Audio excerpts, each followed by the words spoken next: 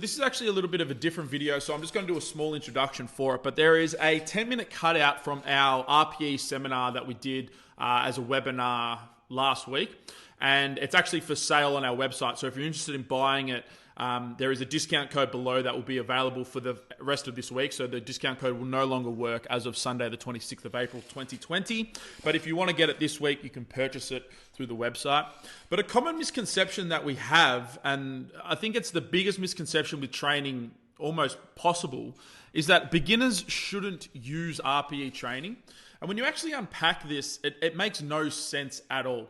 So we've decided to cut this 10-minute video portion out of the seminar that we produced. And we're answering this question and why this misconception is almost unfounded.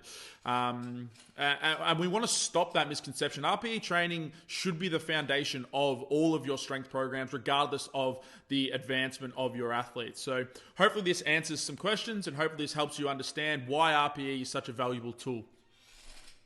So this is the athlete emotional spectrum that we use. And now if we have a look at this, we've got an objective athlete and a subjective athlete down the other end.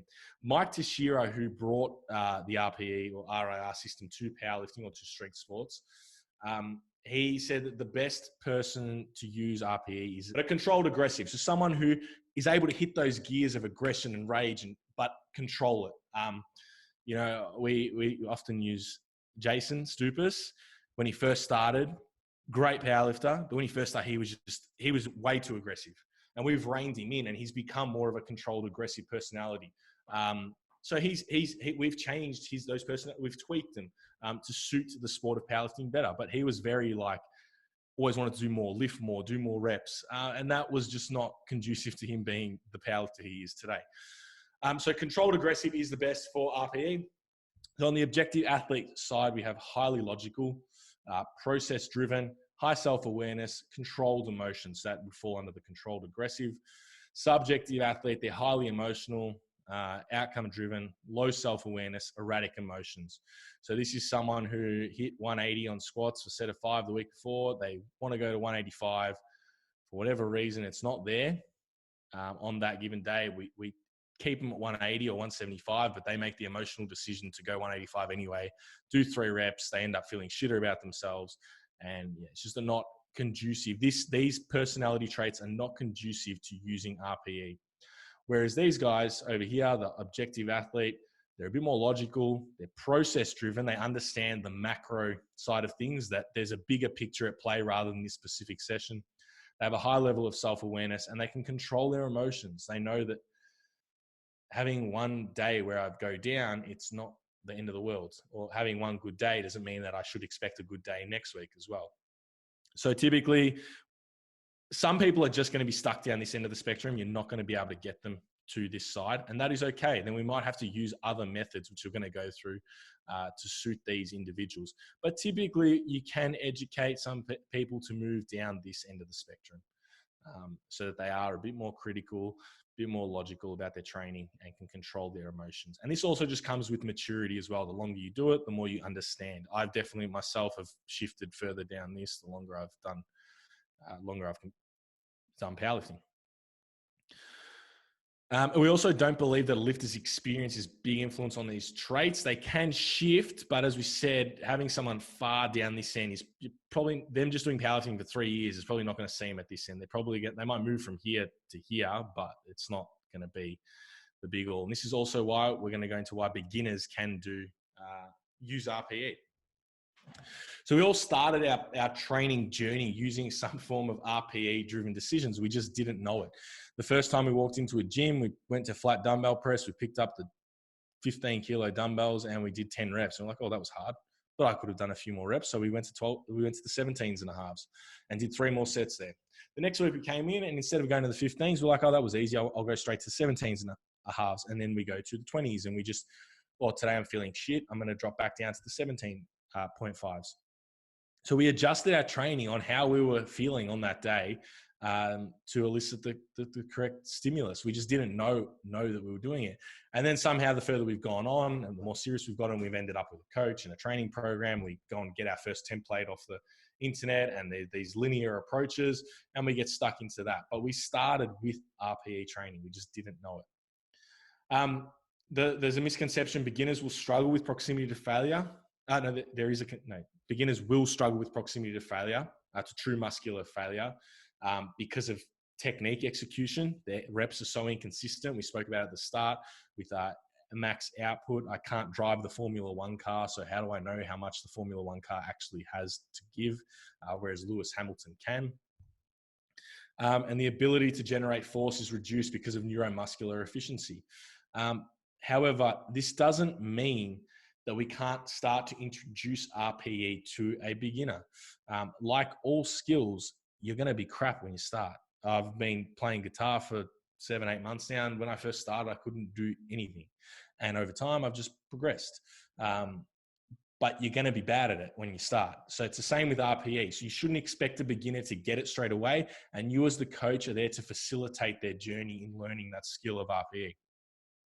As we said before, it's the same as weight training.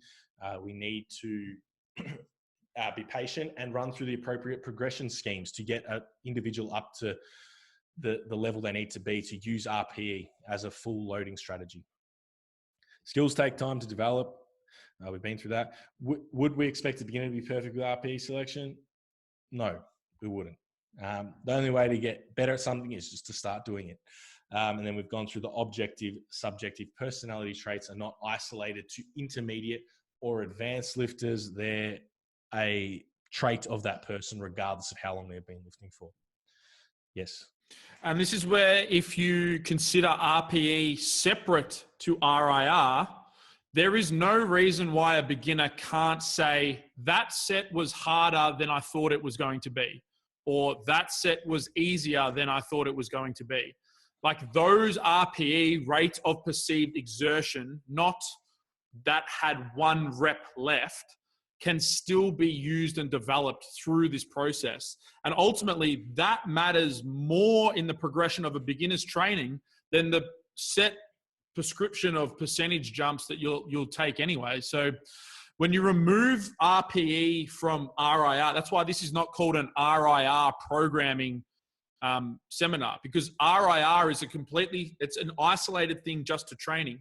Self-awareness of perceived exertion, we all do it all the time with training anyway. So why don't we just start that conversation with a beginner from day dot? Hey, if this is really easy, let me know, because we'll be able to do more sets or more reps or whatever. Like we all do this with beginners anyway.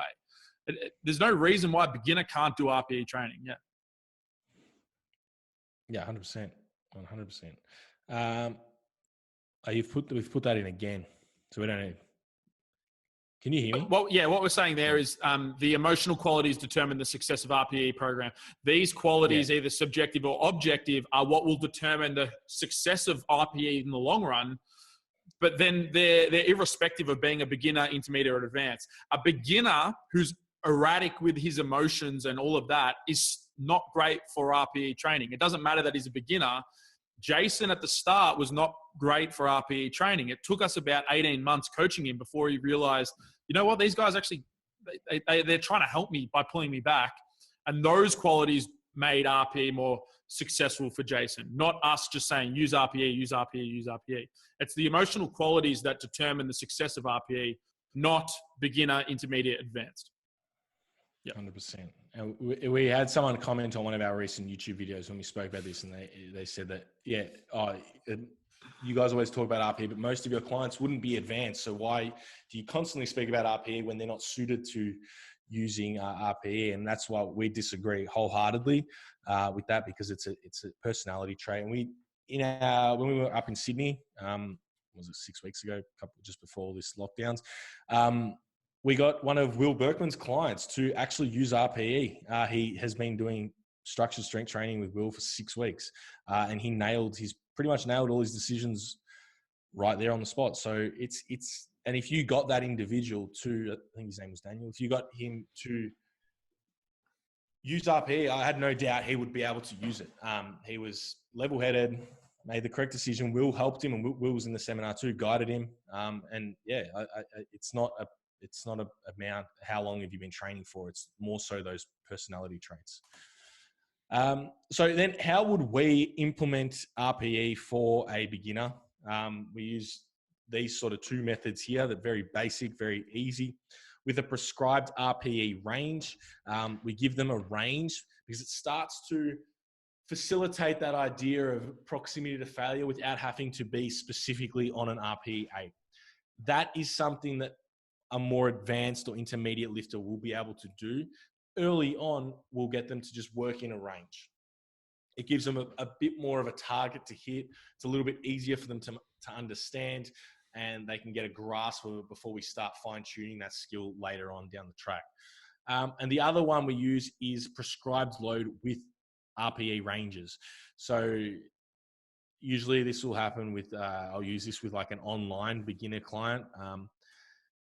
What have you done in the past? I've squatted 200. Cool. All right, I'm going to give you between 140 and 150. In this example, we've got 180 to 190 with an RPE 6 to 7.